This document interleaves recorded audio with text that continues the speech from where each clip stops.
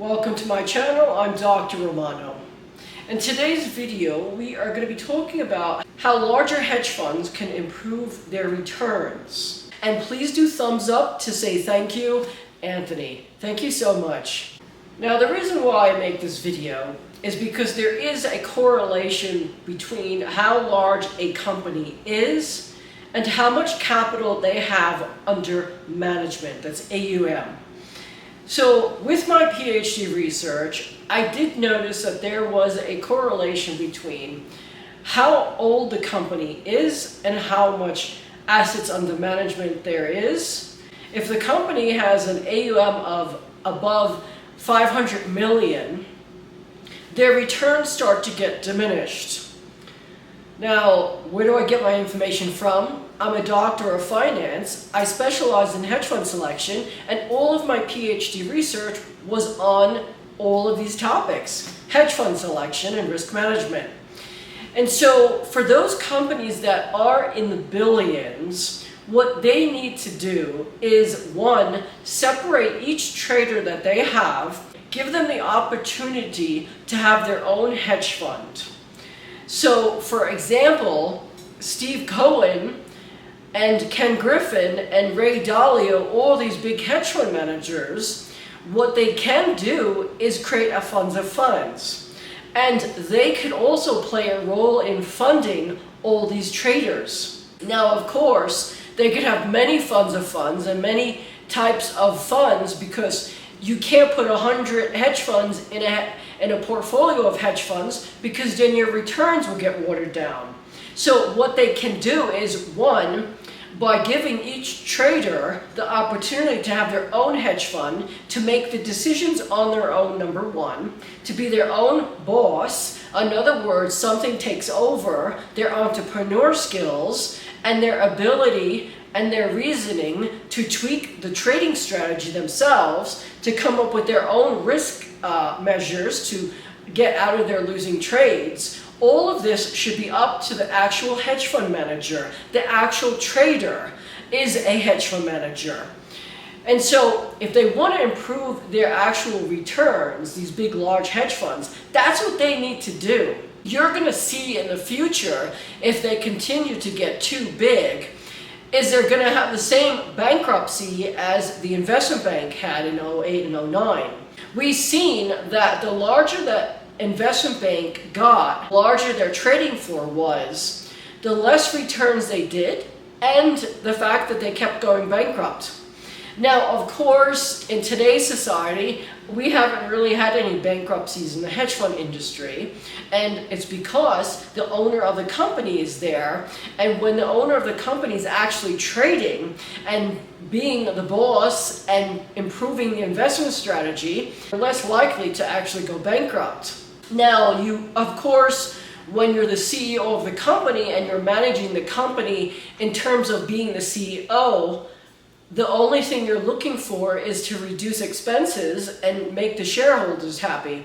So the larger the company, of course, it's really bad for returns. But if these big, large hedge funds take my advice, for example, Steve Cohen had a crooked trader.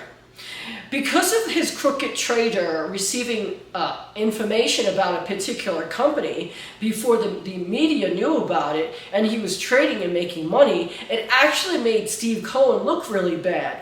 And he lost a huge amount of AUM because of that trader. The next thing, long-term capital. Long-term capital was too big for their britches. They were using an algorithm that was flawed from the beginning, but they couldn't see it, and they kept making larger, they kept getting bigger and bigger and bigger. Exactly. So the point is, wouldn't you want to have thousands and thousands of hedge fund managers trading in the financial market, even millions? Think about how efficient the markets would be, and how efficient the markets would be regarding price validation. That's a big topic that we could talk about. Instead of having 5 investment banks trade everyone's capital and everyone's pension, that's what was wrong with it. They failed us. They all went bankrupt. And if it wasn't for the government to bail them out and lend them money, we would not have a banking system today.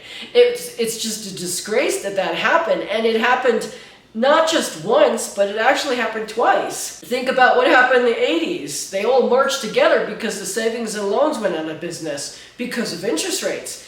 And now once again, look what's happening. Interest rates is going up.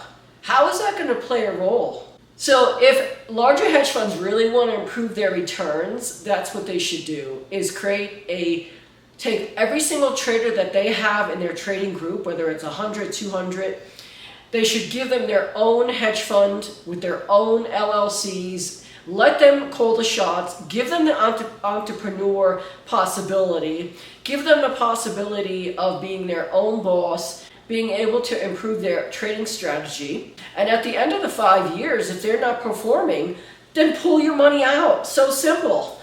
But by that time, you'll know which trader is actually able to manage their losses and their losing trades by having a 5-year track record on their own. That person has to find new clients. That person has to deal with the administrator and the hedge fund accountant, the audit company. That person also has to deal with improving their risk strategy and their trading strategy. They have to do everything. That should be up to the hedge fund manager. Again, smaller hedge funds will always outperform larger hedge funds. And when I say a small hedge fund is under 300 million. There are hedge funds that are in my hypothetical portfolio that are above $1 billion. They are of 1,000 hedge funds that I looked at in that size category that was actually performing really well. But most of them were not. And so this is why the younger hedge funds, the smaller they are, sometimes they are 10 years, 15 years, and they're still small. It's just because the actual hedge fund manager doesn't have charisma to raise capital. Not everyone has that charisma. And the fact is, people in the industry that are allocating assets and capital, they are giving you the money based on a split second, an image that they have in their head that we learn in psychology. The best salesman could know every little tactic, but if they don't have that one quality, they will not succeed. So maybe that person doesn't have charisma or whatever the situation is. I want to say thank you so much for watching my video. Please remember to subscribe to my channel if you want to see future videos. And please do thumbs up to say thank you, Anthony. Thank you so much.